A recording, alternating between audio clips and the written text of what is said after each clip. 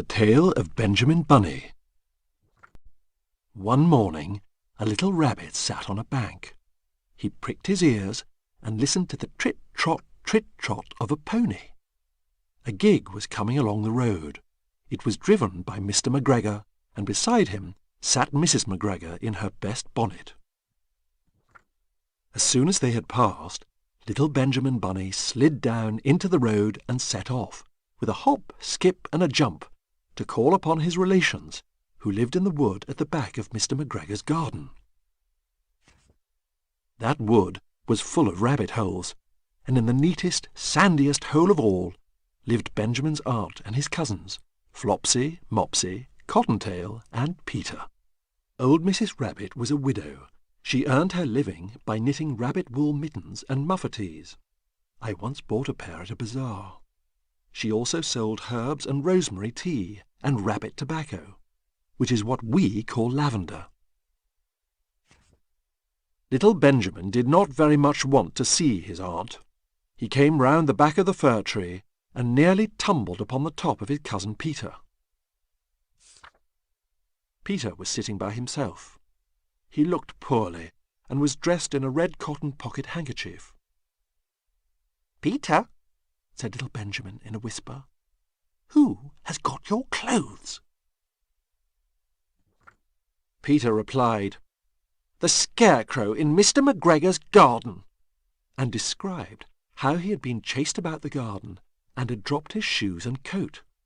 Little Benjamin sat down beside his cousin and assured him that Mr. McGregor had gone out in a gig, and Mrs. McGregor also, and certainly for the day, because she was wearing her best bonnet.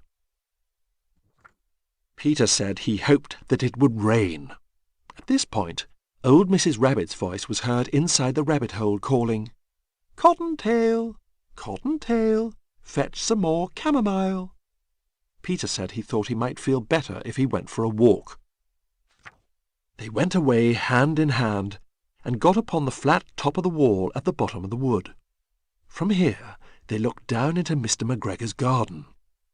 Peter's coat and shoes were plainly to be seen upon the scarecrow, topped with an old tam-o'-shanter of Mr. McGregor's.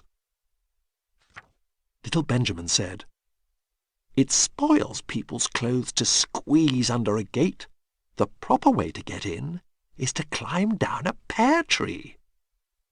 Peter fell down head first, but it was of no consequence, as the bed below was newly raked and quite soft. It had been sown with lettuces. They left a great many odd little footmarks all over the bed, especially little Benjamin, who was wearing clogs. Little Benjamin said that the first thing to be done was to get back Peter's clothes, in order that they might be able to use the pocket handkerchief. They took them off the scarecrow. There had been rain during the night. There was water in the shoes, and the coat was somewhat shrunk. Benjamin tried on the tam-o'-shanter, but it was too big for him. Then he suggested that they should fill the pocket handkerchief with onions as a little present for his aunt.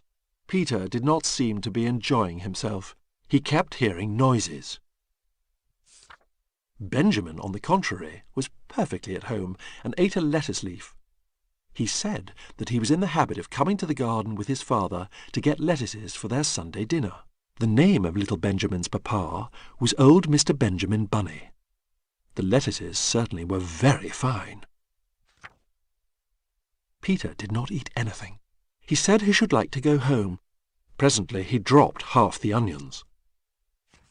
Little Benjamin said that it was not possible to get back up the pear tree with a load of vegetables. He led the way boldly towards the other end of the garden. They went along a little walk on planks, under a sunny red brick wall. The mice sat on their doorsteps, cracking cherry stones. They winked at Peter Rabbit and little Benjamin Bunny. Presently, Peter let the pocket handkerchief go again. They got amongst flower pots and frames and tubs. Peter heard noises worse than ever. His eyes were as big as lollipops. He was a step or two in front of his cousin when he suddenly stopped. This is what those little rabbits saw round that corner. Little Benjamin took one look, and then in half a minute, less than no time, he hid himself and Peter and the onions underneath a large basket. The cat got up and stretched herself, and came and sniffed at the basket. Perhaps she liked the smell of onions.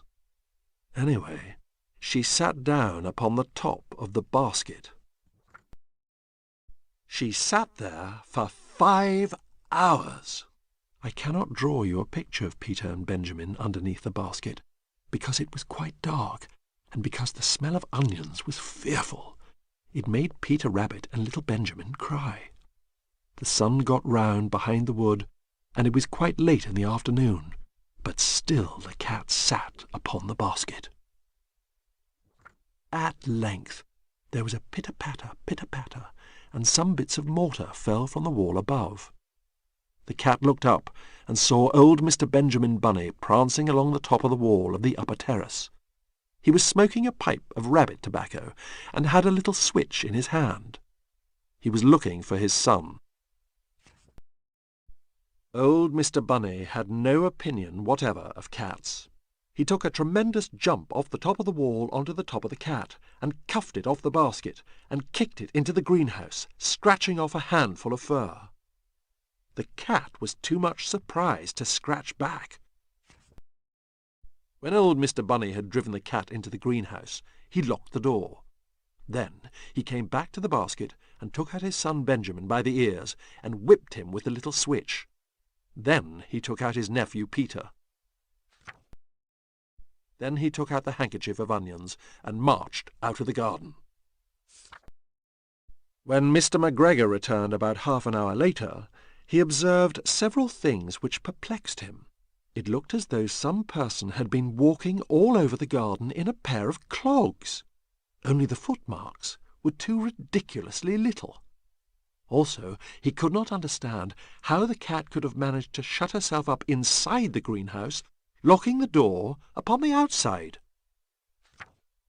When Peter got home, his mother forgave him, because she was so glad to see that he had found his shoes and coat.